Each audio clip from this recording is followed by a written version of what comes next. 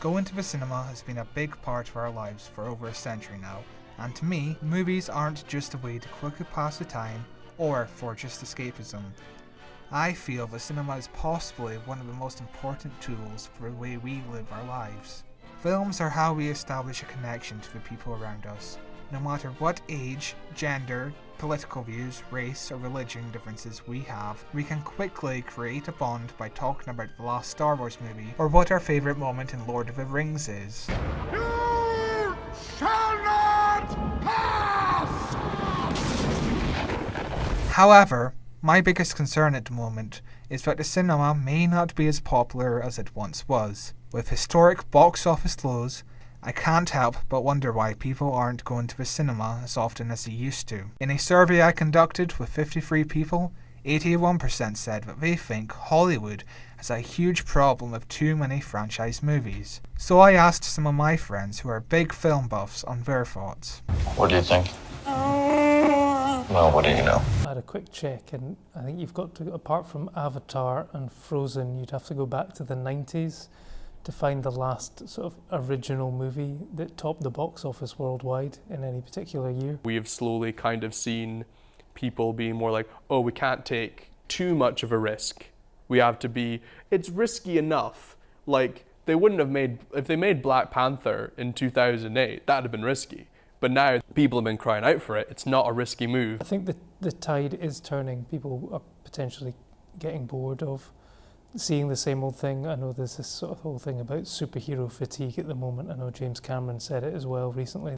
Pretty much the same predictable plot line can be seen underlying in most films. A Quiet Place has done surprisingly well. I know the production company that did it are now thinking, well, we're not going to do any more remakes. We're actually going to invest money and time into directors and stuff and creating original filmmaking. So I think hopefully in the future we'll see the turn. Also in my survey, it appears that another reason why people aren't seeing smaller movies as much is due to poor advertising and distribution.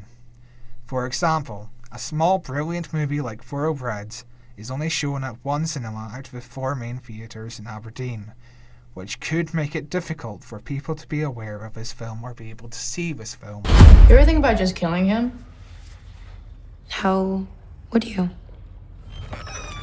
You'd be surprised like how like tiny movies you've never heard of are doing great because there's audiences for them. To be honest, I think that marketing generally everywhere is quite bad right now. That way kind of eclipsed by the bigger production companies. I feel like people have this mentality of only following the path that's kind of been paved there for them. They won't go through the forest to see other things. So when people see the big billboards for Avengers, people will be more likely to see that than the film that they've never even noticed. Well, I think their complaints are valid, as when you take one foot into a cinema, you are greeted with an avalanche of posters of big blockbusters. So it can be really easy to think that the only movies Hollywood studios are producing are just the superhero movies or just remakes and sequels. This is why I think a lot of people are unaware of the brilliant films such as The Shape of Water, I, Tonya, Isle of Dogs, or Thoroughbreds. So this got me wondering, what should people do to be aware of smaller films, and why is it important that we go see these kind of films instead of just paying money to see the latest blockbuster? If you live a life eating cake, you're going to get fat.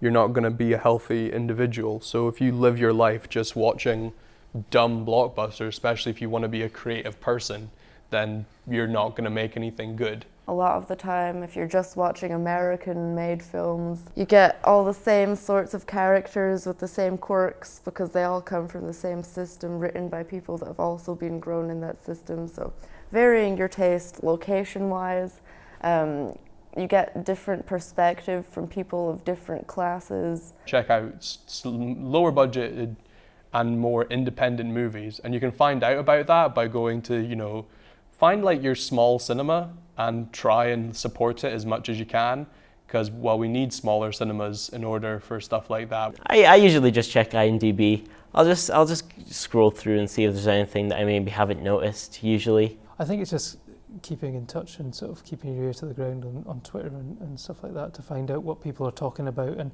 also find people and critics that you trust and listen to their opinions of, because they will steer you in the right direction.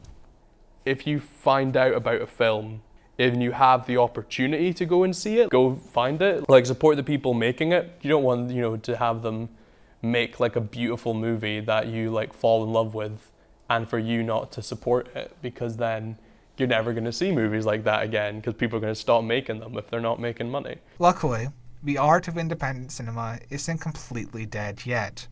Netflix have completely changed the game over the last few years. Not just because they've revolutionized a new way of watching TV, but also because this year they are working on releasing 80 new independent movies. With directors like Martin Scorsese and David Ayer working with them, it seems like independent cinema has found a new home. I don't think Netflix should be producing movies because their track record for it is kind of horrible. Like, movie-wise, it's not good. Television-wise, they have some of the best programming I've seen. Like we've seen with their big films like Cloverfield's Paradox, it doesn't really work. But when I see them doing smaller films like The Fundamentals of Caring and such, it's just so interesting. You're seeing like, wow, there's just these small ideas that don't need a lot, and I'll just take different turns. It's a shame that, you know, some of them will never see a theatrical release. I know there was this whole thing about Annihilation, that it had a distribution in America, but it was Netflix in the rest of the world, and part of that deal was it was not allowed to screen in cinemas. I'm glad that they are, in a way, taking risks with them. Like, you know, Lord of the Rings crossed with Training Day by the director of Suicide Squad and the writer of Chronicle. Those aren't safe options. Like, you put that all together, doesn't come out with anything good, but it's not a safe option of what to make. In my view, while Netflix is a great home for independent cinema, as it is easier to access for a lot of people, I still think the cinema is a better way to view these movies. To me, there is something special about making a movie into an event. Being able to share an experience with a room full of people just can't be beat. And I really worry that if people solely support big blockbusters instead of taking a chance in smaller movies, we may end up not having enough original content on the big screen. Hooray for Hollywood! You may be homely in your neighborhood. To be an actor, see Mr. Factor, you make your kisser look good.